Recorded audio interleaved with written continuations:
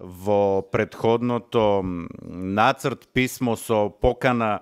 Темата за конференцијата беше насловена како дали има светло на крајот на тунелот. Јас мислам дека можеби имавте идеја дека ваквиот наслов е премногу песимистички, но како што знаете, јас сум секогаш оптимист и би сакал накратко да го одговорам.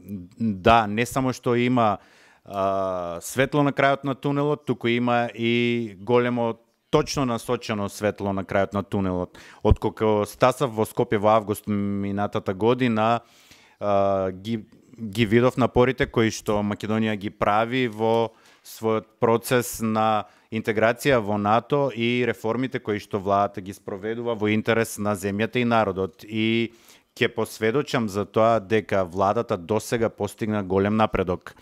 Најдобриот доказ за ова е усвојувањето на пакетот за проширување од јуни 2017 со препораката на Европската комисија за отворање преговори за членство со вашата земја. Оваа препорака беше заснована на идејата дека реформските чекори се спроведуваат во неколку области, како што е судството, доброто владење и така натаму, засновано на процес во кој што учествуваат сите политички фактори и партии. Стратегиските и акцијските планови и создавањето на неколку работни групи, мислам дека е клучно, дека реформите мора да се спроведуваат со ангажманот и носителството на граѓаните на земјата. Сите треба да бидат уклучени во реформскиот процес, а спроведувањето на реформите треба да се спроведуваат врз основа на експертиза и легитимните интереси, а не само врз основа на политичката припадност. Основниот предуслов за ова е да се изгради повторно довербата, затоа што досега имаме перцепција дека во минатото овој процес се политизираше и партиите има собственост врз државата и мандатот го спроведува врз основа на нивните собствени агенди.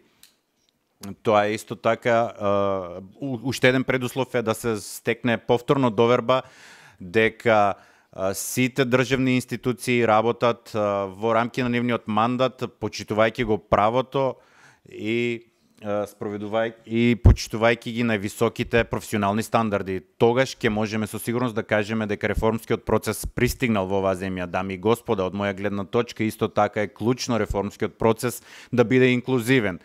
Опозицијата мора исто така да биде вклучена како клучен дел во функционирањето на демократијата. Конструктивен политички диалог меѓу владата и опозицијата, надминувајќи ги сите политички разлики, е клучен за функционирањето за соодветното функционирање на една парламентарна демократија.